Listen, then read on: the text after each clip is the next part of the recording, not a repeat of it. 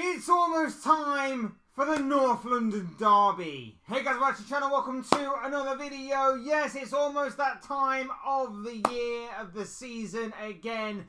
North London Derby time. Tomorrow, Tottenham will be hosting Arsenal at the North London Stadium, provoking levels of excitement and intrigue. Lots of stories going into that North London Derby. Arsenal's injury crisis, pressure mounting on Ange Postecoglou and Spurs. Arsenal, of course, being considered a top contender for this season's Premier League title. Lots of little stories there combining. And, of course, we are just a matter of hours away from the first London Derby playing out before our very eyes on Sunday afternoon. But I wanted to do a combined 11 of Arsenal and Tottenham players for this season. Now, I will put out there as a bit of a disclaimer, I'm not considering suspensions or injuries going into Sunday's game. I'm just basically going to say if everybody was fit, everybody was firing, and everybody was in good condition, this would be my combined 11 for Tottenham and Arsenal. Before we get into all of that, though, I would like to remind you all to please like the video and also subscribe if you're new. Both things are always very greatly appreciated. Once again, thank you for your continued support. Very much appreciated. And, of course, I want you to get involved in the comment section below as well. Let me know your thoughts, your comments, opinions, predictions, feelings, whatever you want to call it in regards to my combined 11 or even your own combined 11. I'm sure it'll all make for great and interesting reading. So please do use and abuse that comment section, people, and talk to me on Tottenham versus Arsenal and a combined 11 of your choosing, as well as giving thoughts on my own, of course. Right, that's all out of the way and done with. Let's get on with the combined 11, and we are going to start off with goalkeeper. Natural place to start. I've gone with David Raya. Now, that's not to say that I don't think Vicario is a terrible goalkeeper. I actually rated him a little bit last season. I think as the season wore on, you saw more and more of his vulnerabilities go to the forefront. I think he flaps at things. I think he's not exactly the best when commanding his own area. And I think from set pieces, he does look very vulnerable at. David Raya isn't exactly perfect either, but I think in comparison and contrast to Vicario, I think Vicario had a very good start to his Tottenham career and somewhat has faded a little bit over time. I think David Raya has done the opposite. I think he had a bit of a shaky start. I think when everybody was focusing on the whole David Raya versus Aaron Ramsdale situation, I think, you know, he was having a bit of a hard time adapting to Arsenal, and obviously adapting to the media attention that may have been on him because of that. But I think ever since, he has grown so much stronger, and I think he's got better and better with each and every single game that I see him play. And that is why I have gone with David Raya here. I think he's a well-accomplished and stable goalkeeper. I don't think he's world-class by any stretch of the imagination, but I think in the context of David Raya versus Vicario, I'm leaning more towards David Raya in this situation. Moving on to the fullback situation, and as you can see, I have gone with Mr. Ben White, and I've gone with Destiny Udogie. Now, Ben White versus Pedro Porro was an extremely tough call to make. I think both are very consistent, especially last season. Both were very consistent and probably in the running for the top two right-backs in the division of last campaign. Very consistent, strong. Porro, I think, is more attacking than Ben White. But Ben White showed last season that he can do a bit of both. Now, I do think both have their vulnerabilities, and I do think it is a very open debate to have. More open than what I think some people are actually giving it time for. But Ben White, for me, just gets the nod. Only just gets the nod over Porro, because I think defensively he is a little better than the Spaniard.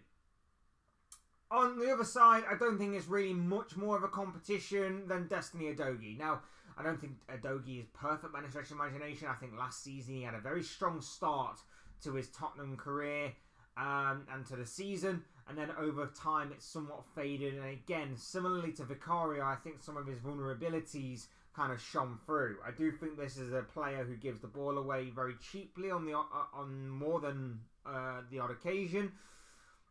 But attacking wise, the guy is decent. The guy can bombard down that left-hand side for days. He can cut inside, he can go inverted. And I think defensively as well, he is a pretty solid choice. Like I say, still rough around the edges, but I don't think the likes of Zinchenko, Kivior, Calafiori, Timber are quite there yet. Obviously, the jury's still out, especially on the likes of Timber and Calafiori, who've only just come in. Zinchenko, for me, as consistent as seemingly what he is, does have the tendency to stink the place up from time to time. Udogie last season was very consistent for the most part. So, I've kind of gone with Udogie on this occasion. But again, I am very much open to debate on the fullback situation of both clubs. Moving on to the centre-back situation, and I've gone with Saliba and Van de Ven. Now, I think one of these two is a certain choice, and I think that would definitely be 99% of people that do a combined 11 for Arsenal versus Tottenham, a choice that they will make. And that is, of course, Van de Ven. No, not Van de Ven, of course not. It's going to be Saliba. Saliba's definitely going to be a choice that I believe anybody who makes a combined 11 of Arsenal and Tottenham players is bound to make. I certainly think that Saliba is the consistent choice. He's the solid and smart choice. He's the obvious choice for obvious reasons. The guy continues to get better and better and better and better and better with age and experience. And, you know, Arsenal best win something, because if they don't, they are probably going to lose this guy to someone like a Real Madrid or something. So Arsenal better get in shape and get some silverware won ASAP. The Van de Ven Gabriel situation, though, is very much interesting and open for debate. A lot of people say that obviously you can't break up the partnership of Saliba and Gabriel. I say Gabriel is somewhat of a liability. I don't fully trust Gabriel. Wouldn't fully trust him at all. But having said that, I can understand the appeal of a Gabriel. Playing the ball out from the back, he's decent with the ball at his feet from time to time. But like I say, sometimes his positioning and things leave a lot to be desired. Now, a lot of people will make note of Van de Ven, his recovery pace. But that's just the system Tottenham play. Tottenham play with a stupidly high line from time to time. Something that would make, you know, Snoop Dogg very, very jealous of how high they are. But at the same time, you know, he is a tremendous footballer. He's very accomplished with the ball at his feet. Like I say, his recovery pace is absolutely insane. He's a solid and smart choice, and that's why I believe Van de Ven should go in ahead of Gabriel. But I understand that it is a very difficult choice to make, but I think since his arrival in the Premier League, Van de Ven has been outstanding for Tottenham, and it's just a shame that they do play with such a high line that it is probably going to be very, very soon that his hamstring does go again, and Tottenham are a little bit in the mud. But until then, Van de Ven over Gabriel for me, but I understand the debate is there to be had. Moving on to the DM position, and for me there's only one winner in Declan Rice. This is again a bit of a no-brainer. Declan Rice, solid choice. Of course, he'll be missing for the North London derby tomorrow through suspension, but that should not disguise or sway anybody from putting him in your combined 11s. He is an absolute solid choice. He is accomplished. He is experienced now and gaining more and more experience by the game, by the season. And of course, is a big part in that Arsenal machine. His competitor in this is seemingly the likes of, I guess you could say, a Basuma maybe? Maybe a Basuma? A Bentancur? I don't really... Pape Sarr? Maybe they're a bit more further forward. But Declan Rice, for me, is very accomplished in this role. And although that Arsenal do say he's a number 6, I think you can maybe make the argument that he probably deserves to be a number 8. He deserves to be number 6 in this position. I've gone with an all-Arsenal midfield.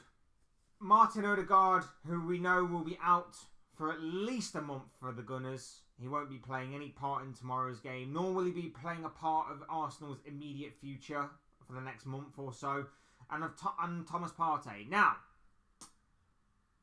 Odegaard for me is a no-brainer. The way he pulls the strings, the way he's so consistent, the way that he sometimes, or has really started to, in my opinion, take games by the scruff of the neck from time to time, is something that cannot be ignored, and something that his, I guess, rival in this situation, in this context of James Maddison, just doesn't do often enough, and Odegaard does it brilliantly.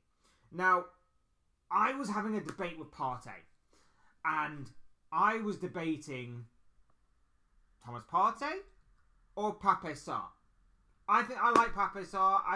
I didn't really get him at first, and I didn't really think he would be Tottenham's best midfielder. But I think, as we can see, he is starting to become that. He is starting to become so important in being an all-round midfielder, box-to-box, ball-winning, and is even making breaks from deep to join the attack.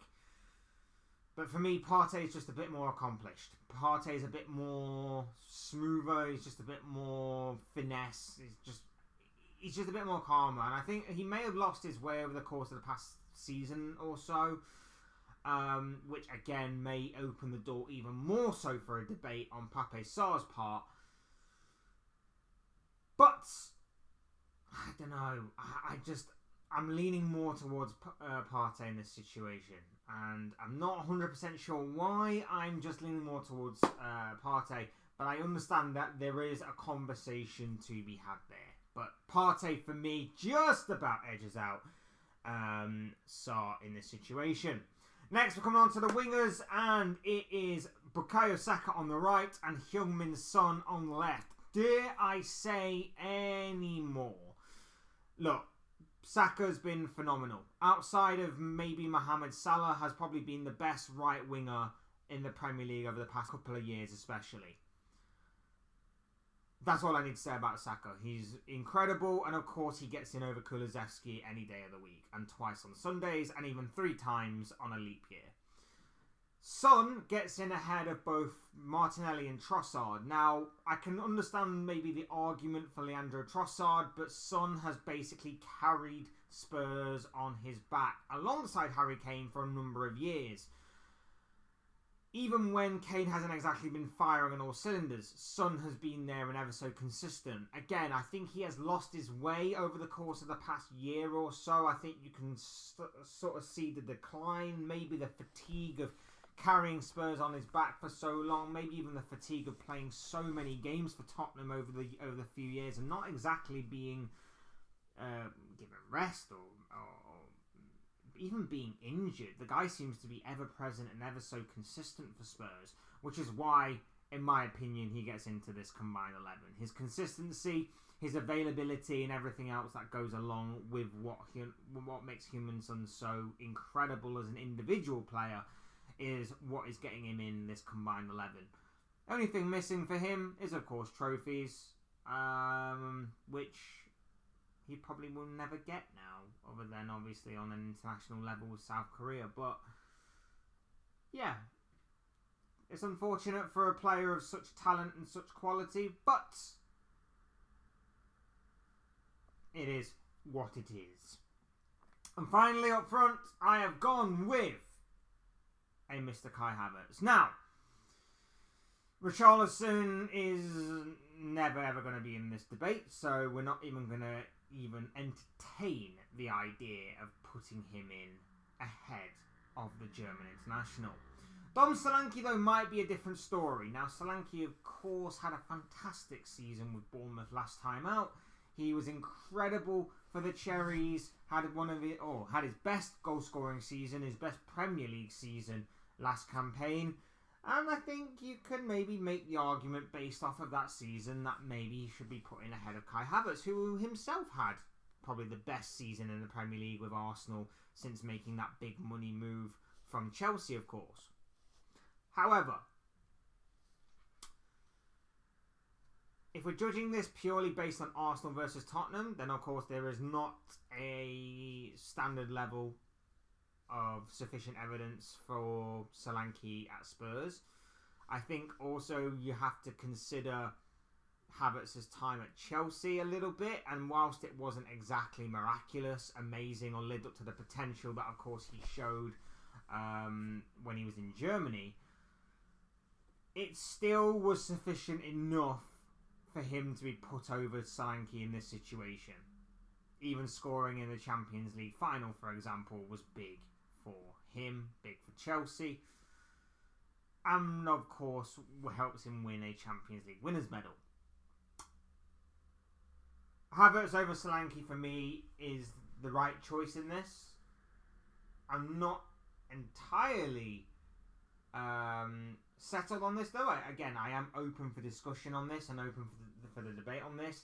But for me, the way that Havertz has proved his doubters wrong, including myself, the way that Havertz has gone about his business since joining Arsenal from Chelsea, and the way, like I say, that he has been sort of resurrected, I guess you could say, from obviously the promise and potential that again he showed at Germany, flopped a little bit at Chelsea, been resurrected and regained his confidence under Mikel Arteta and with Arsenal. I'd have to say that for me, Kai Havertz is the man to lead the line for this Arsenal-Tottenham combined 11. And there you have it. Those are just the thoughts, comments, opinions, predictions, feelings, whatever you call it, of this guy. I want to know what you guys think. What do you make of my combined 11? And what is your own combined 11 for the North London derby between Arsenal and Tottenham that is set to play out tomorrow night before our very eyes? Again, you can either do it with everybody fit and healthy and firing on all cylinders, or you can maybe add a bit more of intrigue to it by actually considering the suspensions, the injuries, and everything else in between. I didn't, but you guys do whatever you guys do. We'd love to know what you guys are thinking and feeling, though. Your thoughts, comments, opinions, predictions, feelings, whatever you want to call it, on the North London derby, my combined 11 or your combined 11. I'm sure will make for great and interesting reading down below. So please do use and abuse that comment section. Hit the like button if you haven't already. Subscribe if you are new. Both things are always and forever greatly appreciated. And thank you once again for all of your support. I've been Fletch. This has been another Fletch Talks video, and I will see you and speak to you all again soon in another video or live stream or whatever it may be. Cheers, guys. Thanks everyone for watching. Take care. Enjoy the rest of your day. Speak to you all again very, very soon.